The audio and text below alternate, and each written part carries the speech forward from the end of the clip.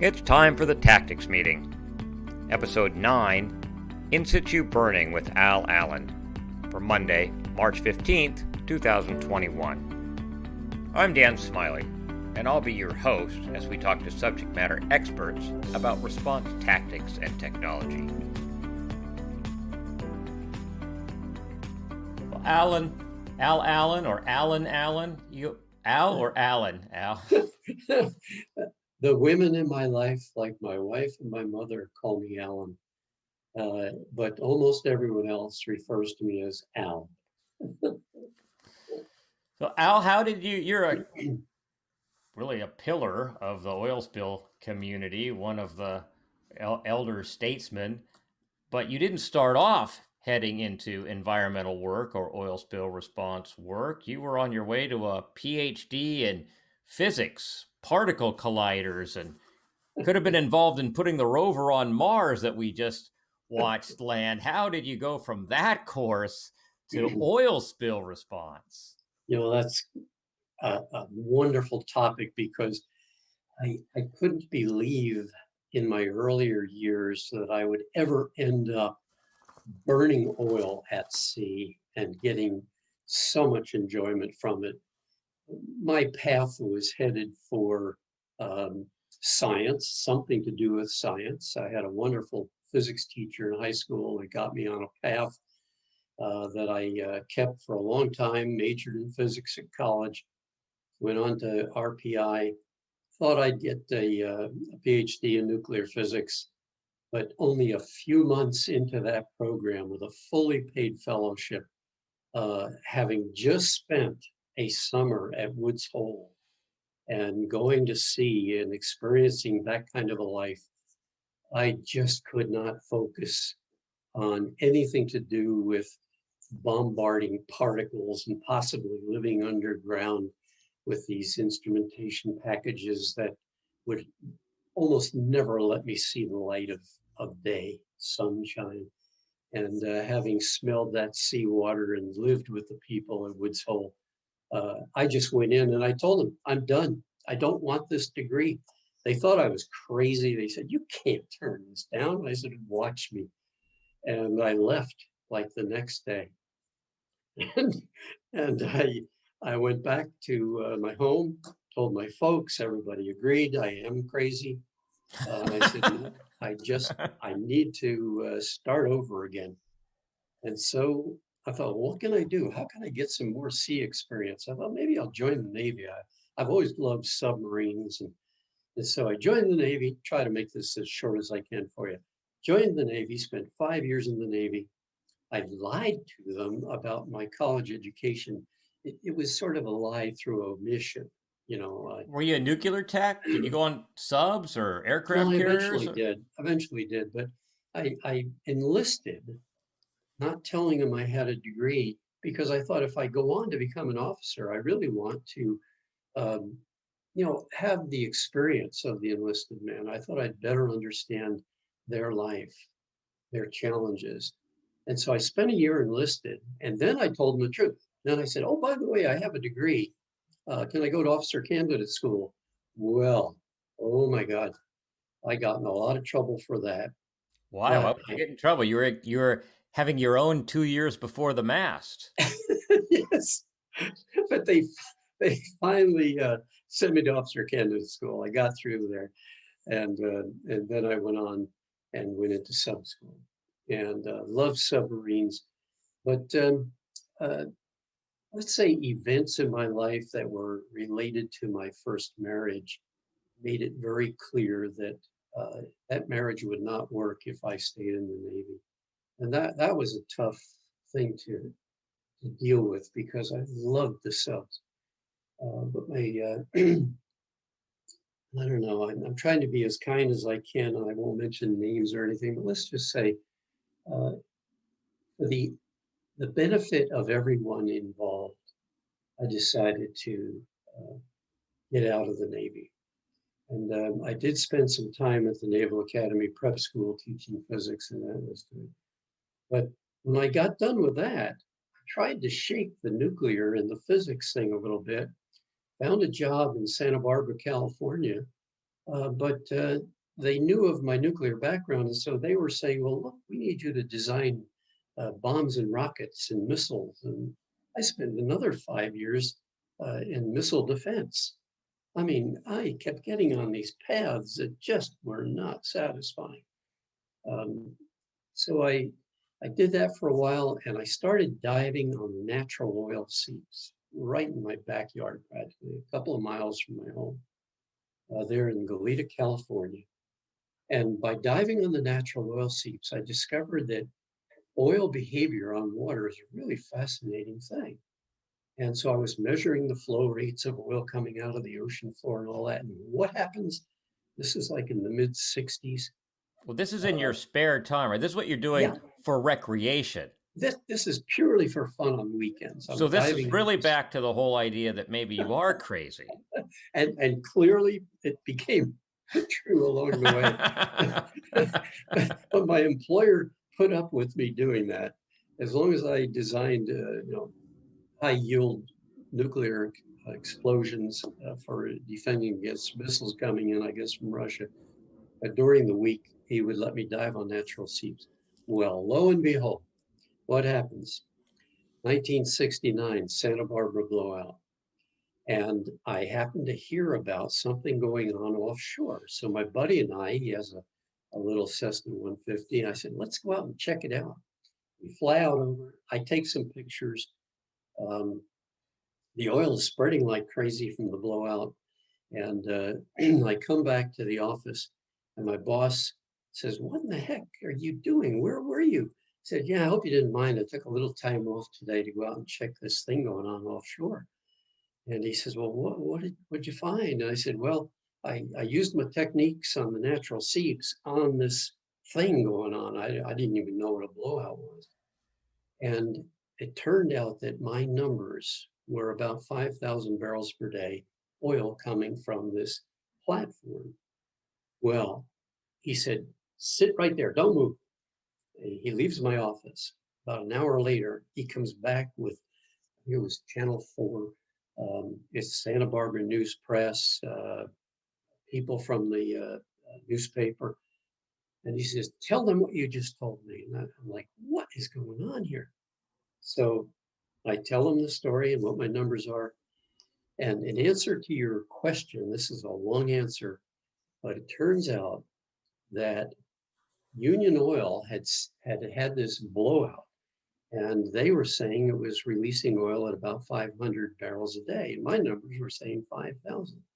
So I get home that day, and my wife's standing out in the street with her arms folded, looking at me like, "You are insane. What did you do?" Did she see you on the news? Yeah, she had Yes. already seen me on the news, and she shows me the newspaper, and across the top of the newspaper, first page, front page, it says, Al Allen challenges oil industry. Okay, so you wanted an answer. That's how I got into this business, because within a very short time after that, I found myself back before the US Senate testifying as to the magnitude of the spill. And of course, that went on because they wanted more information, not only on the magnitude of it, but the impacts, and so on. So I was launched into a career, whether I wanted it or not. And I ended up in court for about, I'd say, close to 4 years. And at the end of that time, I was the only witness that survived excruciating interrogation by the lawyers from the oil companies trying to disprove my numbers and say that I didn't know what I was talking about. Turned out I was right. Separate studies proved I was right. And from then on, oil companies kept calling me and saying, "Hey, we got a spill. Come on down here. Tell us how much is spilling." And gradually it just expanded. I soon found myself thinking about, how can you clean up these spills? How can I minimize the impact of the spills, not just how much oil is spilling? So you never actually intended to get into oil spill cleanup. Oh You were gosh, fascinated by what Mother Nature was doing subsea yeah. and what happened to these hydrocarbon molecules as they rose and dispersed in the water column and spread out on the surface, and some natural curiosity and an affinity for math got you into trouble. Well, it sure did. Never dreamed I'd be pulled back to DC to So testify. how much of your ability to survive this interrogation had to do with this really rock solid foundation that you had in science? Well, quite a bit, actually. I found that I was continually using, the physics, the math, and various other areas of science that benefited me. And I went back to grad school while I was in Santa Barbara there, and UCLA and a few other places. I went back and I took oceanography courses, marine biology, um, several courses, petroleum engineering as well. And I did that for about 10 years while I was working in this field. Um, one of the most exciting things that came along during that period was NOAA was concerned about people using sinking agents. If you can believe that we actually did that in the Santa Barbara blowout, they had put sinking agents on the oil. They'll get it off the surface. Nobody can see the oil or its impacts. And so they funded uh, three of us to go live in Hydrolab, which was on the ocean floor, 50 feet down in the Bahamas. And we'd live there for a week at a time, putting oil out in a controlled way on the coral knolls and studying the impact of oil that would attach to sediment as if it might do that in the natural environment, sink to the ocean floor. And how that would impact all of the various benthic communities. That was fascinating. So we did that for a couple of years, and we definitely proved that you do not want to sink deliberately. You want to get it on the surface as quickly as you can. And so that really started me thinking about uh, the really sad situation that we had back in the 60s as far as mechanical recovery of oil. And I've got 3 patents now on various things, a dispersant package, a mechanical boom, and then the burning fire boom that I've helped develop. So And what so, is the sinking agent that they use? So, I came to oil spill response with Clean Sound Cooperative in 1997, and sinking agents were not in the toolkit, right? well, So you can be sure they weren't. they were not Uh, in the toolkit. no, Dispersants are in the toolkit, yeah. and we hopefully we'll have a minute to talk about a little bit of that as well. But you know, how did these sinking agents work, and what happens to the oil once it's on the bottom? Well, the problem was, they would use anything from, I guess, like chalk to sediment to, could just throw anything on there that was a little bit heavier than water. Oil would stick it to the ocean floor. I remember a few weeks after the Santa Barbara blowout, I went down and did a dive off of Carpinteria, and there was oil on the ocean floor just a little bit deeper than the tidal zone and the breaking waves, and that depth out to, I'd say, about 20 feet. And there was oil accumulated in straw that they had put on the oil and hay, some of which had sunk. And oil was there in a condition that was a lot like mayonnaise, and it was a light brown to orange color. It was highly emulsified, and it of course had just suffocated everything on the ocean floor because it was a good 6 to 8 inches deep. And I dove on that for a couple of weeks and checked it out, and it would break up eventually, but you could see it was devastating in terms of its impact on the ocean critters. Suffocation, big problem Okay, so you saw them using these sinking agents, and there. you're thinking, there's got to be a better way. So you Yeah. were thinking about how do you get it off the surface? How do we get it before it starts to sink? Pick it up from there, Al. Well, you know, you You had things like back trucks and other ways of sucking oil off the surface, but gradually manufacturers started to realize there's a market and they started to improve on their suction devices. And so they developed skimmers that would not only suck oil from the surface, but they would start to look for ways to maybe um, use like a rotating drum or something that would have fibers on it, like rope mops. You may recall the rope mop skimmers. Um, and these things had some merit. I mean, oh boy, I love the rope mop skimmer. We used it in Alaska quite a bit in cold weather situations, even with oil spills under ice. Um, the rope mop was very effective with a very high efficiency. Very little water would stick to it, mostly oil. And the And Marco belt skimmers with yeah, their backing belt for slightly heavier oils and their hmm fuzzy belt for lighter yeah, products are pretty effective. yeah. And then then the discs, and then they eventually created the fuzzy discs, if you will. And, Yeah. I mean, so there's a lot of technology that has improved it, but the problem I was discovering was not so much the skimmer itself, but the concept of oil encounter rate. Yep. And that's when I wrote my paper. I don't know if you ever saw that. I actually pulled it out. I have it right here. I can't believe it. 1988 comparison of response options for offshore oil spills. Oh, I was still getting out of the Coast Guard in 1988 and didn't had never heard of oil spills myself. Well, this was back. Excuse me. This was back. What's that? Over 30 years ago. Oh, yeah. And the encounter rate was the big issue.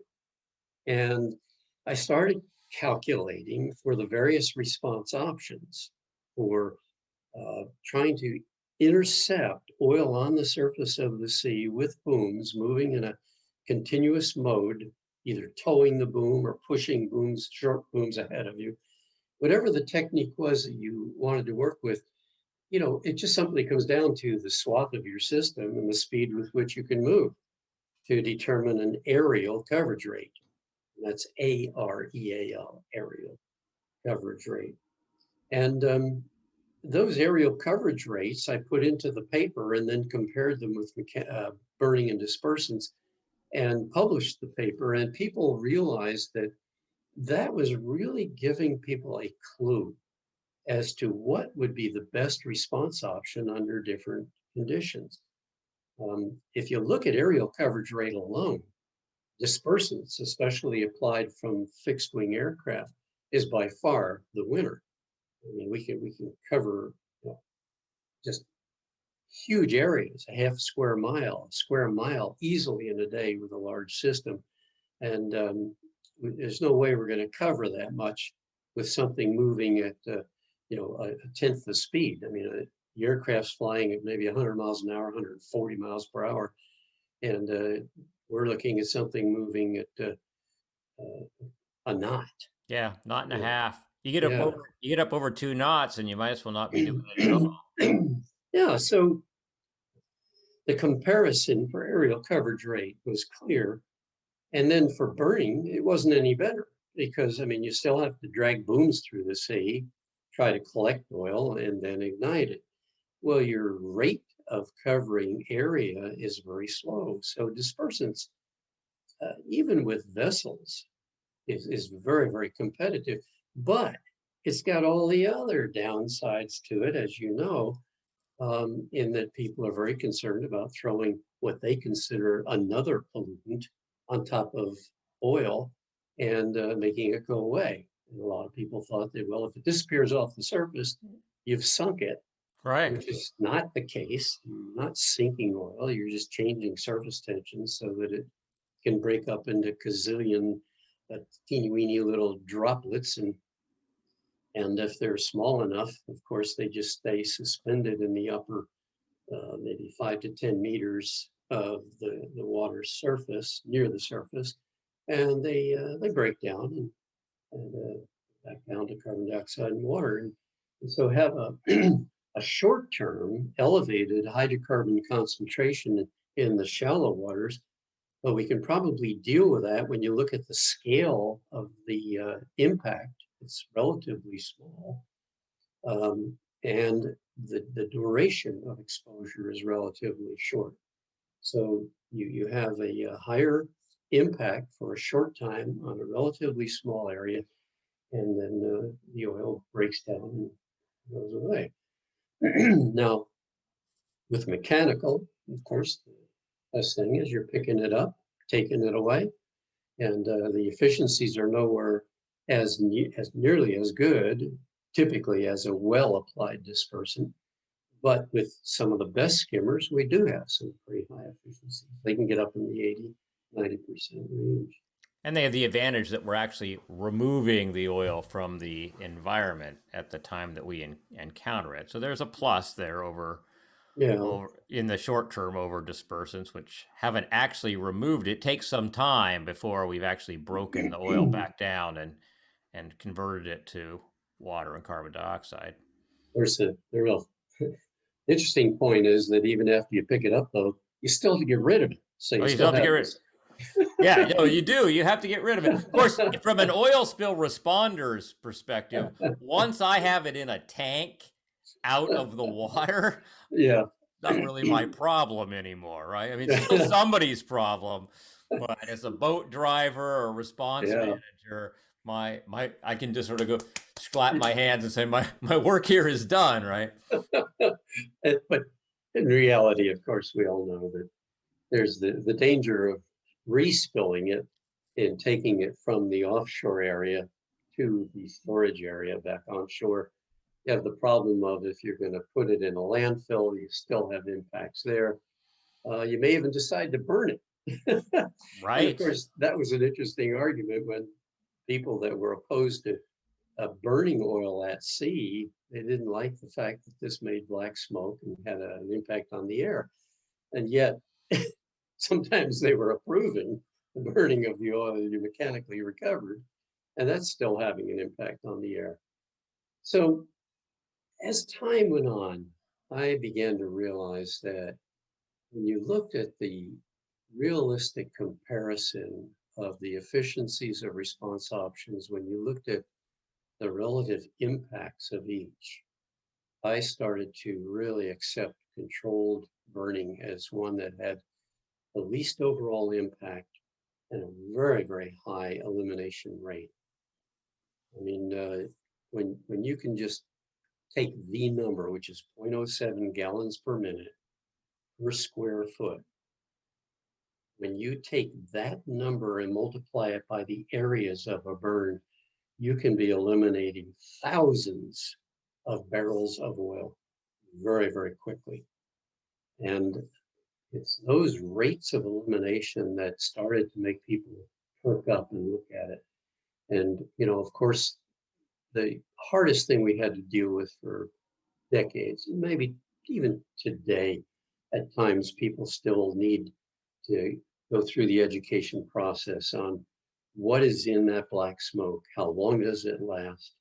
And it turns out that the impacts are pretty minimal. And even during the Deepwater horizon, when we burned what was the top number was around 300,000 barrels of oil. We were fortunate in that, yes, it was tens of miles offshore. So there weren't a lot of people on the shoreline that were even witnessing the black smoke, but the impacts were very, very small.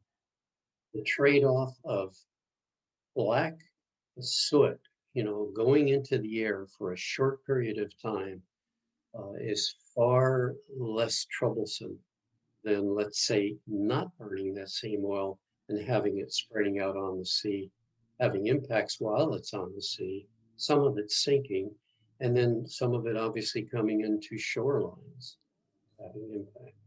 So the trade-offs of impacts of burning versus dispersants and mechanical, I think in the long run are far less.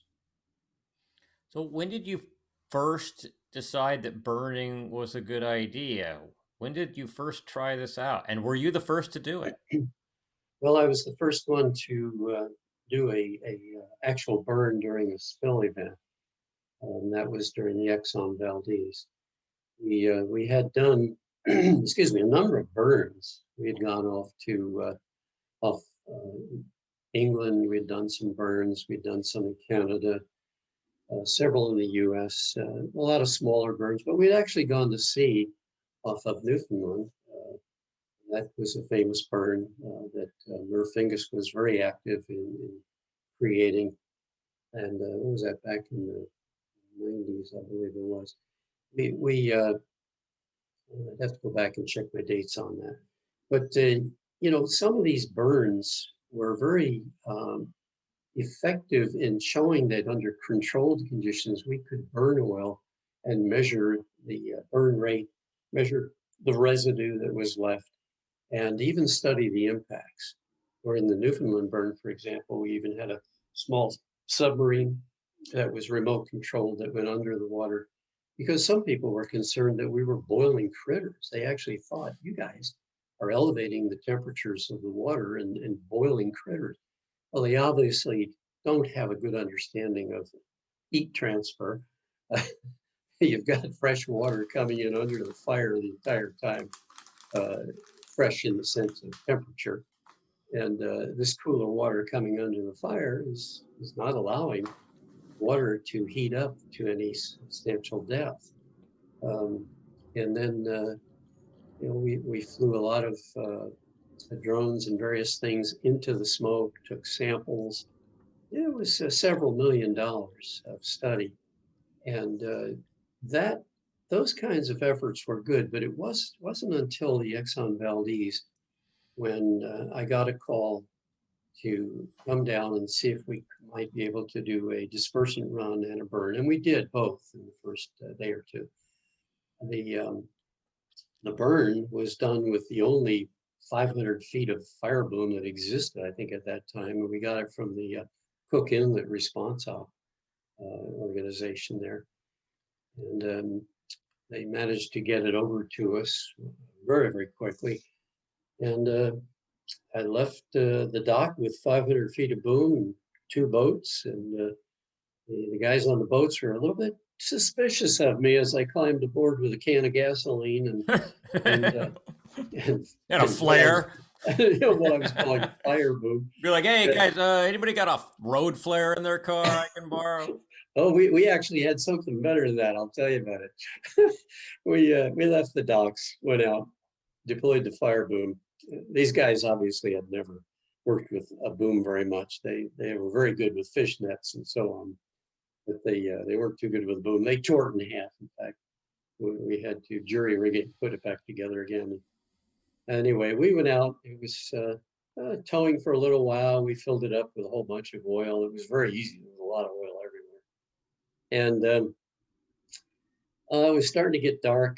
I was planning to use a helitorch, actually have a helicopter fly over, and drop burning napalm or gelled fuel to ignite the oil that contained in the boom. But they called us and said, well, it's getting dark and we don't think the admiral or anybody at the command center is going to approve this. You guys are going to have to come up with something else. In fact, we're not sure you should really light it. We're concerned about this. And I said, well, look, why don't I just do a test burn? Oh boy, I love that term, test burn. Little did they know that once I lit it. Right, it's going to keep burning, right? It's on its way, babe. Right. Call it whatever, put whatever adjective you want in front of the word burn. But, we're miles offshore. We're surrounded by water. I made sure that we were not in close proximity to any other oil slicks. We towed it off to a separate area, and it was fairly clean water, and it was getting dark. You could always drop the tows, right? And as soon as it starts to spread out, it'll probably go out. Oh, there's so many things we could do. And I'd walked through all these precautions with the guys on board. They were pretty comfortable finally with doing this. And so I said, okay, we've got another way we can ignite this. And we got permission to do this so-called test burn. So I pulled out my sandwich I had in a little baggie, and I happened to have my gasoline with me. I poured about a cup of gasoline into the little Ziploc baggie. And of course, I don't go anywhere as a good burn specialist without my surefire powder. I had a little capsule of that. I poured that into the baggie and massaged it. And within about a minute, I had a little baggie of napalm. And so we just leaned out over the stern of the boat with this U-shaped boom configuration behind us. And then by now it's dark. And I took a little Bic lighter and lit the baggie. And of course, it caught fire quickly. So I tossed it into the water and it started to float away. Well, that little baggie of burning gelled fuel just drifted back, and we had long tow lines out, very, very careful to have well over 500, maybe even 700 foot of tow line. By the time it got back there, you could barely see this little speck of light. And after a few minutes, everybody was like, "Oh, what a disappointment. This is just not working." I said, "Well, hang on, hang on. If it heats the oil enough, it'll start to spread." Yeah. Sure enough, Got to get it above its flash point. it caught off and burned. And I'll tell you, within about 10 minutes, we had 300-foot high fire. We had flames just roaring. These guys were having a ball. I mean, they were attaching marshmallows to their various boat hooks, and pretending to be roasting marshmallows off the stern of the Yeah, boat. I mean, because who doesn't like to burn things? yeah, it was a lot of fun. It was exciting, and all the time I'm thinking, here we are doing in a real spill event what we've practiced now several times, and I had captured enough information of the roughly the thicknesses of oil going in, the time that the oil burned, and all the factors I needed in order to make an estimate. And we ended up saying that we burned between 15 and 30,000 gallons. And it took about an hour. Very, very efficient. When it was over, I went back, we picked up with pitchforks. We could pick up this very highly viscous plastic-like residue and put it in bags. But it's still buoyant. It's not sinking. Oh yeah, it was still floating, but most burn residues will sink with time. They've lost their lighter ends. They're usually heavier than the surrounding water, and they will sink. And then that's a negative, of course, if you do it in an area that's shallow, and it could suffocate. But again, it's the scale of this. How big of an area could be impacted by that? It's pretty small. So that was, to answer your question, that was the very first burn that we did. And you used up your only 500 feet of fire boom. Oh, we did. Oh, it was in sad shape by the end of the And did it burn. last? I mean, how long did the fire burn, and how long did this fire boom hold up? Well, it burned for about an hour, and we could have done, I would say, maybe one or two more burns with it before it would have started leaking seriously. But we went back, we got permission, showed the videotape that I had of the entire burn, and sometime I'll have to show that to you, the whole burn. It's fantastic. But anyway, You still have it, the video. yeah, I have the video. Yeah, and I think that from that time on, people started to believe that this really has some potential. So we went on. There were a number of other very large scale burns that were done as experimental issues. We developed fire boom. I actually got a patent on a water cooled fire boom. See, our booms were not lasting very long because when you start to get up to around 2000 degrees Fahrenheit, I mean, even some of the best of high temperature fabrics and tiles and various things that we tried are going to break down. And so I discovered through some rather interesting experiments that if you kept the surface of the boom saturated, it could even be a very low cost fabric. I mean, like cotton, if you will. And you could have this material on your boom just sprayed with water or saturated from within the boom so that it stays wet. And as a result, never goes above about 212, or boiling point of the water near it as it releases steam and keeps itself at that temperature. And So, so how, so how did you apply the water? Drag a soaker hose out of your garden and duct tape it to the top of the boom? How'd you you're do very this? you're very close, Dan. Now we just Hey, basically, hey, honey, that hose you're using in the garden, I'm now taking where'd it that. go? Yeah, I'm taking that now. Well, actually, it's very similar to that. It took me several years to figure out the best way to do it, but I finally found a way to put hose within the boom close to the surface material with holes in it. And it's the size of the holes, the rate of the water flow needed in order to keep that outer layer saturated, and all of the problems that go into creating a boom of significant length with enough water-fed hoses within it. It takes a good 3 to 4 inch fire hose along the bottom of the boom to supply the water, and you're pulling that out of the sea. You're using seawater that's pumped back into the boom and up into these tubes all through it. And so the So last along step with the boom basically, itself, you're bringing a power pack and a submersible pump all attached to the to boom to provide the water. exactly, Okay. yeah. And then you have redundancy. We would put pumps on both of the towing boats so that if one failed, you had the other to supply water to the boom, because that boom would burn up, very, very quickly if it dried out. Um, But with water applied, how long would it last? How many burns could you do in a day with a single piece of fire boom that's water cooled? well, during the Deepwater Horizon, we had situations where we would do 10 to 14 burns on a given boom.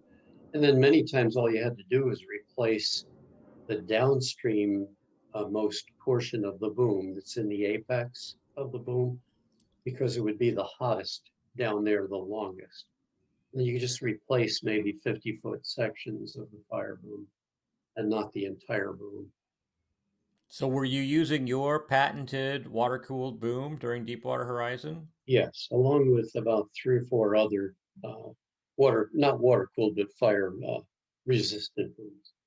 Because I've seen a couple, one that's like a conveyor belt material, and the buoyancy is provided by what looks like, stainless steel salad bowls glued to the side of it. This big Yeah, buoyant. yeah. Horrible to store and stack that stuff, but I suppose once it's in the water, it is effective. Well, they were. I mean, not several, a couple of booms um, were reasonable in terms of the number of burns we could get out of them. Nowhere near what the water cooled boom did. It, they did help us a lot, and we ruled out a couple of other booms that didn't work at all. I mean, they just simply didn't perform as the manufacturer had hoped. So after Exxon Valdez, you did this burn. You went on to do some other burns. Exxon Valdez is over, and you've got all of this experience and data. Where'd you go from there? Just field trials. That's all we could do, was get permission to go out with controlled burns and continue to train people on this technique, and to improve the booms and the procedures, the techniques, and to continue to deal with those who felt that the impacts may be severe.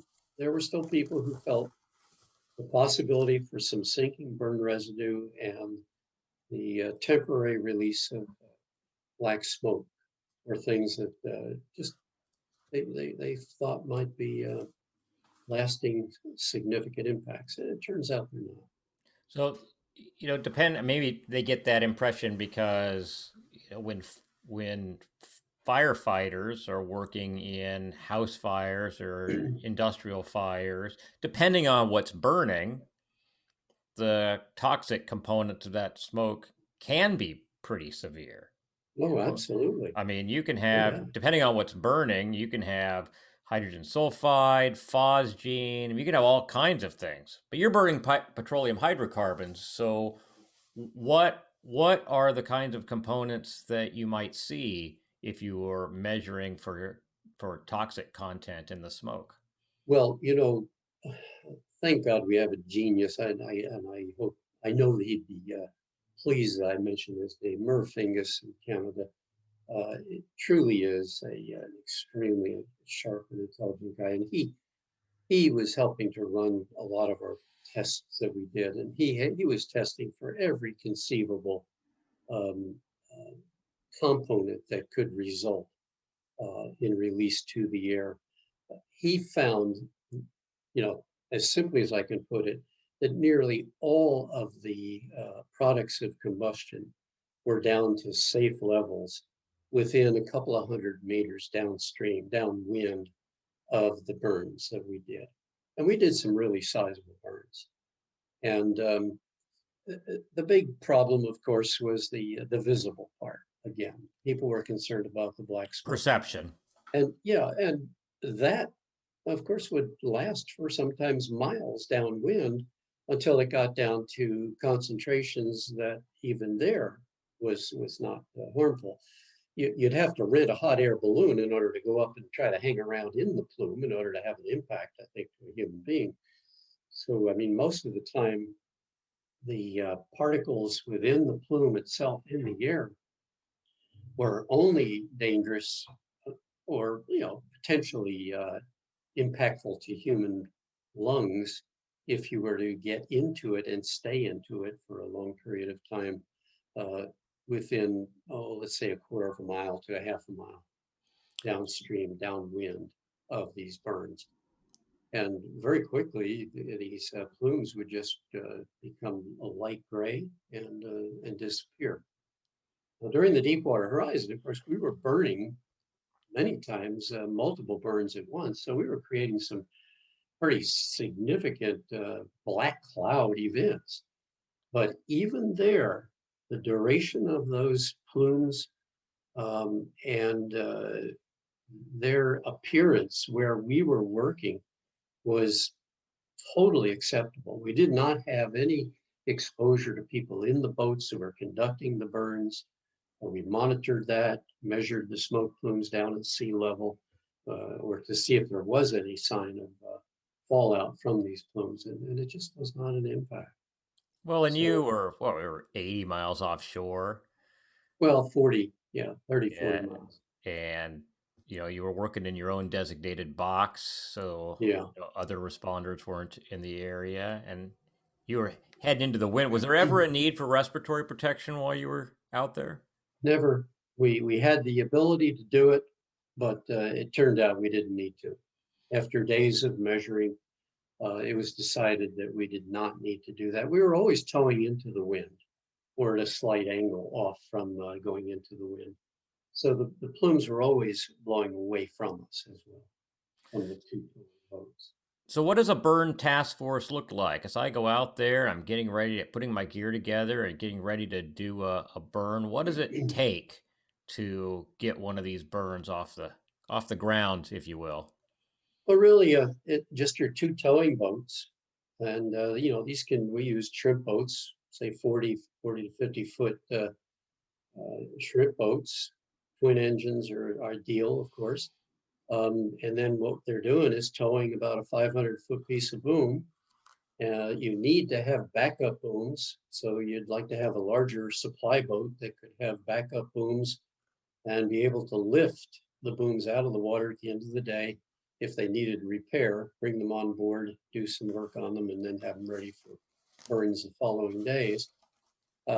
You'd probably combine, if you don't have too many burns going on at once, that one backup supply boat might be your offshore command center to oversee the burns and approve each one as it's attempted.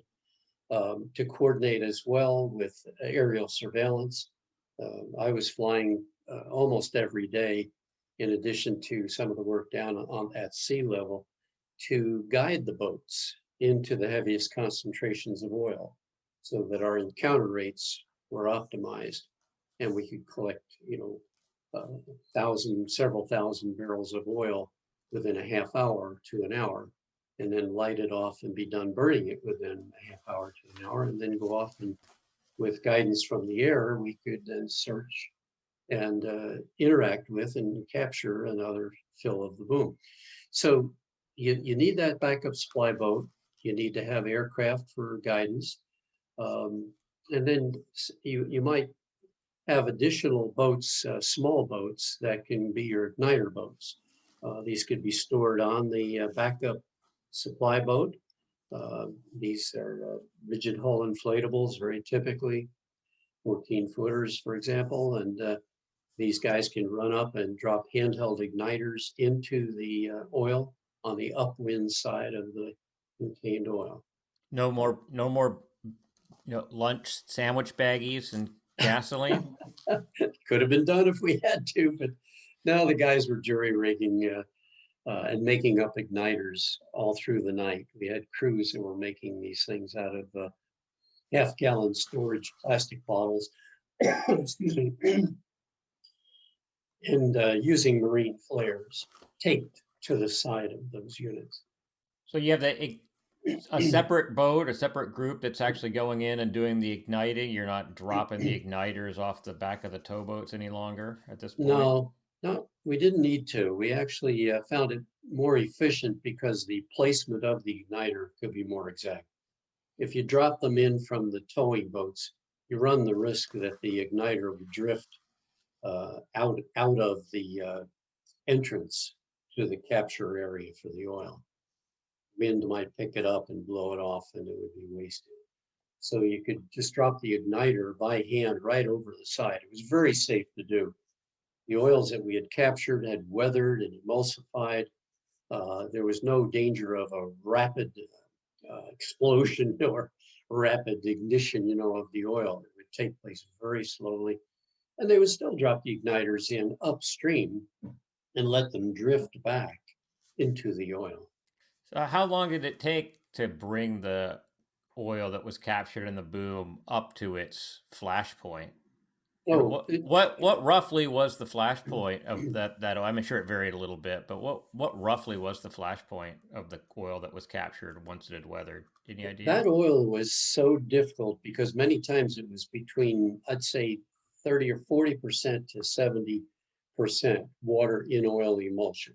I mean, it was a very, very difficult oil normally to burn. However, we could drop in 2 or 3 igniters and let those drift back so that typically within 2 to 3 minutes, the oil surrounding that igniter would heat up to the point where we could break the emulsion. And as the water broke out of the emulsion, the remaining oil was then relatively easily brought to its fire point, where it could then sustain combustion. But those, to answer your question, typically only a few minutes. On rare occasions, the oil was so emulsified that we were unsuccessful in igniting it. So, but that was pretty rare. We almost always had successful ignition of the contained emulsion. When you were out there, once you were igniting, even though you had through studies identified the kinds of toxics that were in the smoke and how long it would last and how far away you needed to be and had a really good feeling for what safe was, did you continue to monitor during the burns themselves? Oh, yes, we were required to monitor with designated fire monitors, that is people, uh, designated as safety personnel as well as fire monitors, and visually and with often with video recording these burns. And we were recording it from the air as well. We had videos and still photography, and we needed that throughout a burn in order to record the size of the burn, that is the area of actual burning oil, as a function of time, so that at the conclusion of a burn, we could estimate the volume of oil that was eliminated, because we know what the burn rate is for a given area. So once the burn was over, did your towboats go back and recover the residue, or did you have another team for that?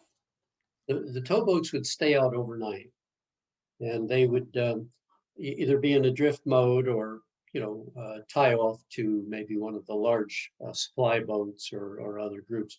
But sometimes would leave the boom if it was in good shape. They would just string it out and let it remain behind the boat, and them under a very slow movement forward, just keep that boom strung out. And there, we would watch out for any other boats that would come into the area to be sure they didn't run over the boom at night. It would have been nice to have lights strung out on those booms, but we never did come up with any really good solutions for lighting those booms. Just gill net lights. Fish. It's hard to attach lights to a grungy, blackened Yeah, I'll bet fire that, boom. I'll bet that's true. What about the people recovering the residue that when the burn was over? What kind of volume of you know, floating plastic basically was still in that pocket? Ah, you've hit on a very sensitive subject, Dan. For a while, there were people who were very upset with us for the decision made at sea, but approved through command, to not attempt to recover the burn residue. It was determined that the amount of time and resources, people and equipment and boats to go and try to collect that burn residue was just not worth it compared to the volume of oil that we could burn off if we let it go and just went after then new fresh oil to burn. And I really had to agree with that completely. Another reason why that was a good decision is that the residue that resulted from many of our burns only had a surface life expectancy of minutes. So that I doubt that we could have gotten to very much of it to recover it. Like I said earlier, burn residue typically sinks with time. And what keeps it afloat is a lot of the bubbles of air that have become trapped in the burn residue. And these just ooze out of the residue quickly, released to the air, and then, of course, the remaining residue sinks. So I, I think it was the best approach. We didn't have to recover it. We didn't waste time. The amount was very small compared to the amount we burned, and that was the decision. When you're looking at whether to burn or not, I think in that offshore environment it was a no-brainer. But what about in San Francisco Bay, Long Beach Harbor, Puget Sound? Well, what are the limitations? What would make you decide, yeah, we probably aren't going to burn? Just the perception of the smoke or proximity to population densities? What would be the Yeah, limits? well, that always goes into a burn plan for a given region. And you're going to have conditions where you say, look, we're not going to burn anywhere within maybe 2 or 3 miles of populated areas. If for any reason it was deemed safe to do so, and say you're a mile away from a populated area, the only way you were going to do that is if the winds were constantly monitored and they were blowing any residue, any black smoke away from those populated areas. And as you know, the burns are over quickly. So it's not like you have to worry about this going on for hours and hours and hours. You can stop a burn even if you have to by speeding up and dumping the oil, release one end of the boom, anything to put this fire out. But we would monitor that, make sure that we were a safe distance from any populated areas. Warnings were always put out to over the marine channels and to people onshore. It was always well announced. So, or those were the plans, should we ever have to do a burn event. ASTM has a standard for in situ burning. Did you have a role in writing that standard, or do you use that standard when you're putting burn plans together? Yes, we do. Yeah, and yes, I do have had input on what are the criteria by which such standards should be created. Yes. So are you still available for burns out? Do they still call you? Does your phone Oh, I'd ring? love to. I'd love to go to sea and do a burn, but I've got to admit, I I'm enjoying retirement, and the pandemic came along just well, there's no such thing as the right time. There's never a right time for a pandemic. But in my career, it was right at the end of the time when I turned about 80, 81, where I thought, it's time to sell our house, move to a smaller home in a senior community, play more golf, finally write my book that I wanted to do for like 40 years, and just, relax. And so the answer is yes. I would be tempted to go burn some oil at sea, but I think I would rather be an advisor. Um, Maybe fly over and check out what's going on and offer advice. Maybe spend a day in the command center, but no, I don't want to get too heavily involved in the operations anymore. But we can still call you. You'll pick up the phone. Oh, you got it for sure. I'd be excited to do so.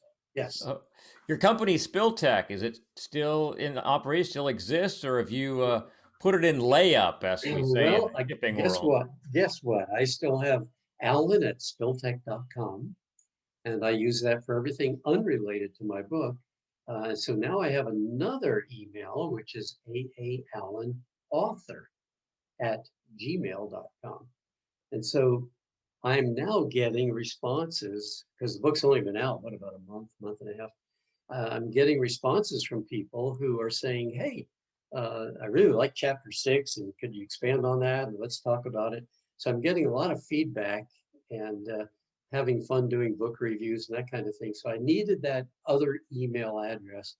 And with time, maybe Spilltech will get less traffic, and hopefully A. Allen Author will get more traffic. Well, Al, we've talked about in-situ burning. Let's talk about the book. Tell it. What's the title of the book? You said it's been out a month and a half. What is the title, and what is the topic? You've been waiting Well, for 30 years to write it, and finally yeah, it's on the well, shelves. let's say it took 30 to 40 years to organize my thoughts and accumulate all the notes of the past 80 years of experiences, pull it all together. But it only took me about 9 months to write the book. The title is Clues Can Light the Way. Clues Can Light the Way. And it's got a subtitle that reads, A Discovery of Clues for the Greatest Puzzle of All, the Purpose of Life and Beyond. And That sounds so, like, with a title like that, that seems like a book everyone should read. Who doesn't want to know what the purpose of life is? well, I have to confess, the title has caught a lot of eyes. Seems to be a strong interest in it. I'm delighted at that. Obviously, if you've ever written a book, you know you don't do this to get rich. I've discovered that, say a book sells for 12, 13 bucks. If you as an author make $2, $2.50, you're really lucky. So it would take me many thousands of books in order to break even on what I've spent to get it published.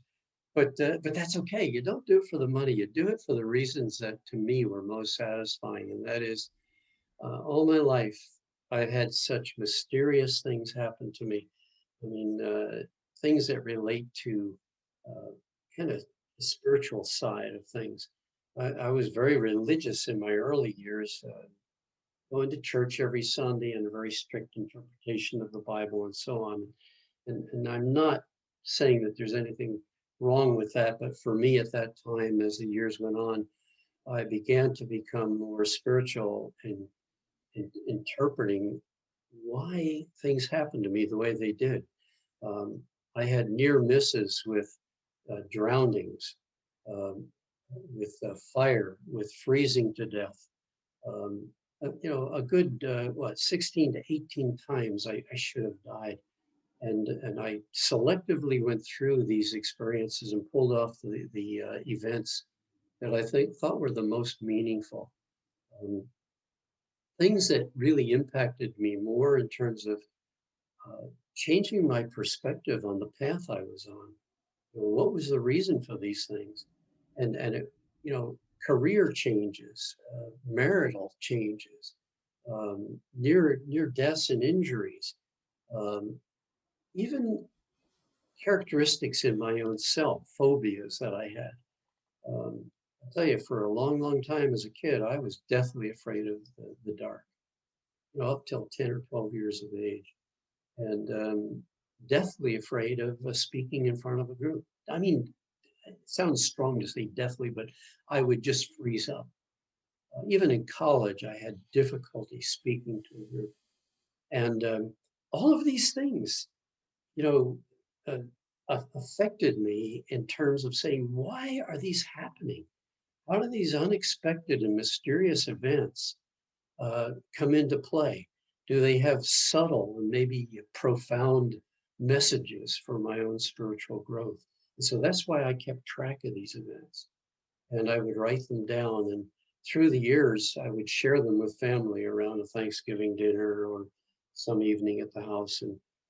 And my grandkids and then my great grandkids are they're saying, Grandpa, you got to write that down. You should write a book. And so I finally did. And what I found was that by doing a timeline from the time I was roughly 2 to 3 years of age, because some crazy events happened back then, 4 and 5 years old. I mean, I got hit by a car. I should have died. It was a serious impact. And then on through the years to times when I was in a car the car totally covered with snow, freezing to death, and had totally passed out, was so close to death, and yet a guy who drove a snowplow in that region was awakened in the middle of the night by a voice that said, "Get up and start your run now." And that's a whole chapter in the book, what happened. And he fought that. He fought it. He thought he was having a horrible, disastrous, he couldn't, unexplainable dream. And yet it was a voice.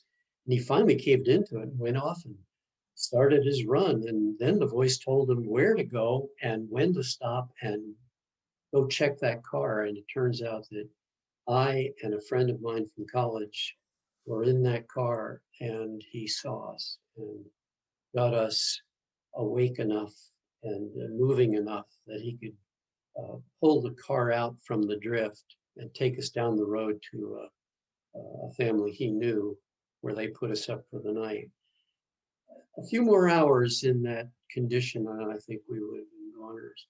How did he feel about that? How did he relate that experience? I'll tell you, that guy would not talk to me. When he dropped us off at that, it was a bar actually, and he knew the owner, and the guy was like, "What are you doing? Waking me up in the middle of the night." He said, "Hey, I found these two guys. They're freezing. Can they come in?" And then he started to leave, and ran after him. I grabbed him. I said, "Hey, whoa, wait a minute. I don't even know your name. What's going on here? How did you find us?" And he pushed me away. He said, "Never mind. Leave me alone." And he started to leave, and I grabbed him again. I said, "No, no, no, no. You're not getting away. What's going on?" Well, to make a long story short, I finally got him to sit down and tell me the details of the story and exactly what this voice said to him. And he was scared crapless. He just Really? was so nervous and worried about that he was going crazy. But when he saw us there and that he saved our lives, he said, "Man, you sure have a friend upstairs." I remember him pointing up toward this guy, saying, "You've got a friend upstairs." And that friend had a purpose for you. Or it Well, might have been a purpose for your friend. We really don't know, do we? yeah, yeah, maybe my friend was more valuable. But anyway, we both survived. And when you have enough of those events in your life, and I had so many of them, it's the connections with people, it's the interconnectedness of us all. And then just even subtle little things. Oh God, my kids, when they were in the phases between 5 and 7 years old, would say the darndest things that really captured my attention. And those are in the last chapter of the book. It's called Nuggets of Gold. I couldn't believe the things that they would say. My youngest son, Andrew, would say things that I think he was on the verge of being asleep or awake and passing into sleep.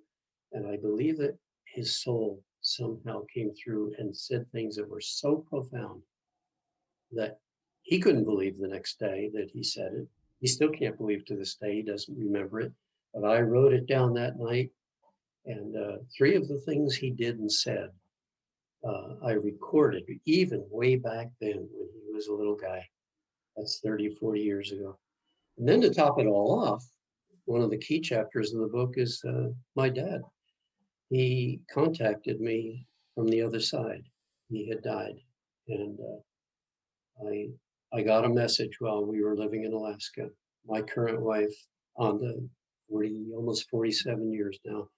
We lived in Alaska 15 years, and one day I'm sitting at my job, and a knowing came over me. And the concept of knowings I talk about considerably in the book because many times knowings, a calming of my mind, make me do the right thing at the right time to save my life, are in some of the chapters. But in this knowing, I received a message. It wasn't a voice, but it said, the knowing was go home. And I knew it wasn't to my home in Anchorage there, but my home where my parents are back in New Jersey. And that's a whole chapter, so I can't bore you with that now. But let's say I responded to it because it would not leave me alone until I made the arrangements. I went back and I discovered that my dad had, and it was a few weeks before I could actually get there because of the new job and everything. When I got there, my dad said, when he greeted me at the door, "Son, I'm so glad you came," as if he knew I was coming. By then, I had almost forgotten why I was going back there. I thought, this is weird. I went back to attend a conference. I made that up. Well, there really was a conference, and I went to it briefly, but I really was going back because of this feeling, not knowing what it was about. Anyway, he said, "I'm so glad you came." And we sat down that night, and my dad said, after my mom went to bed, he said, "Son," got up and he sat down next to me. "You would never have done that before." He was a crusty old guy. We had a very distant relationship.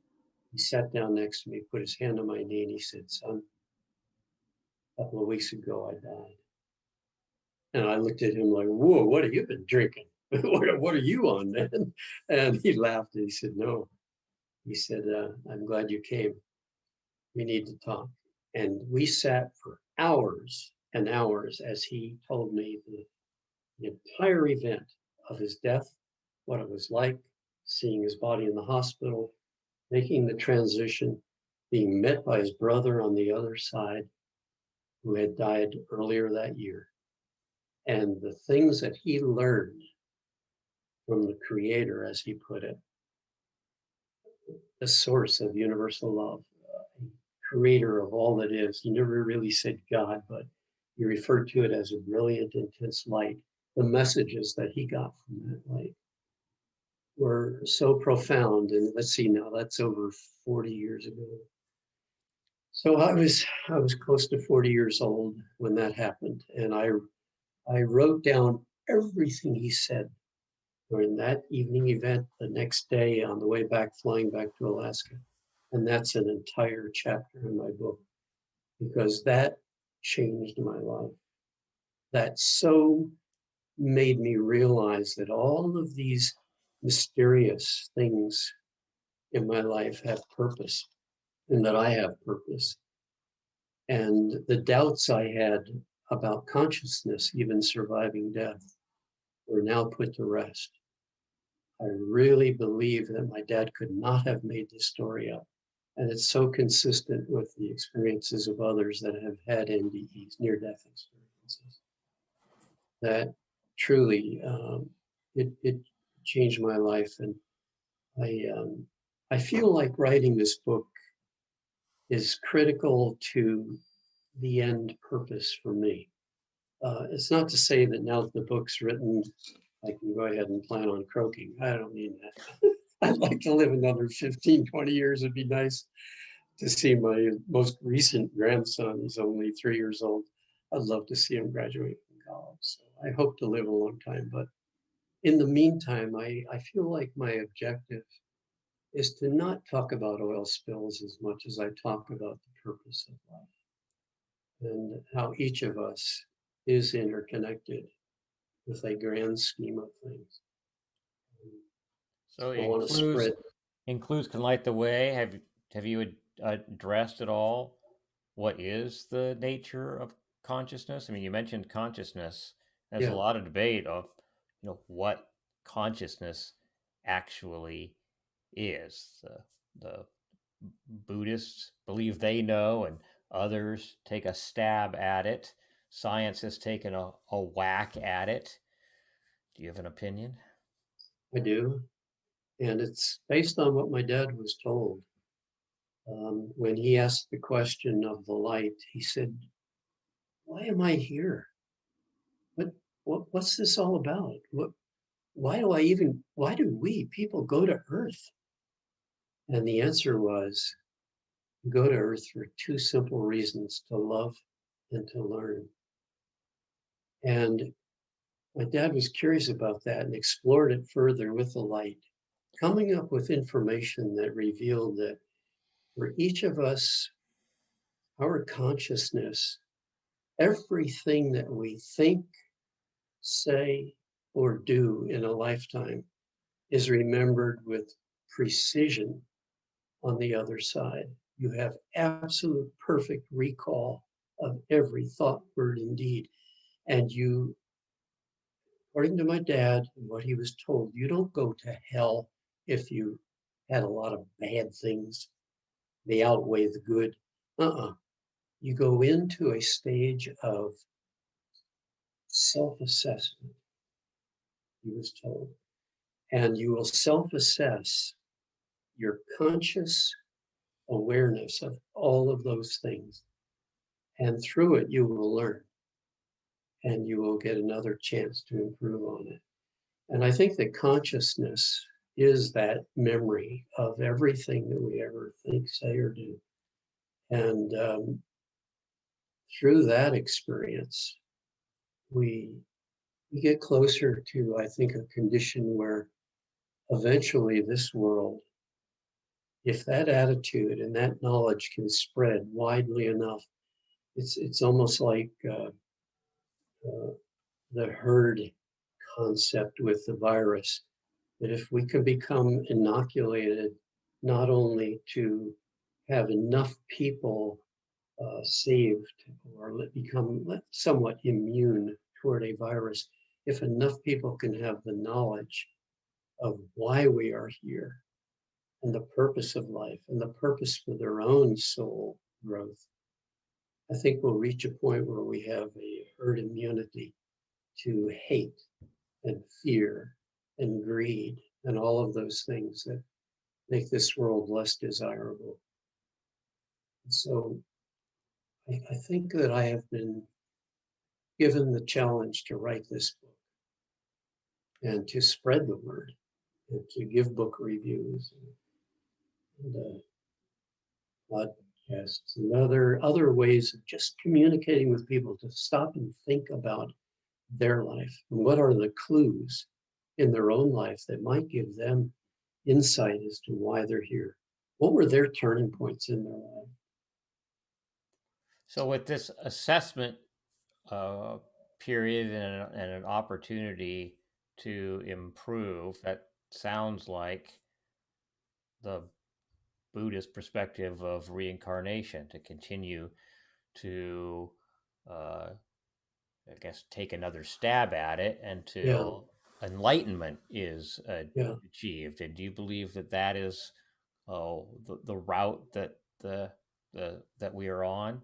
That continual improvement until through our self-assessment we say, I, I did it. I'm satisfied with that.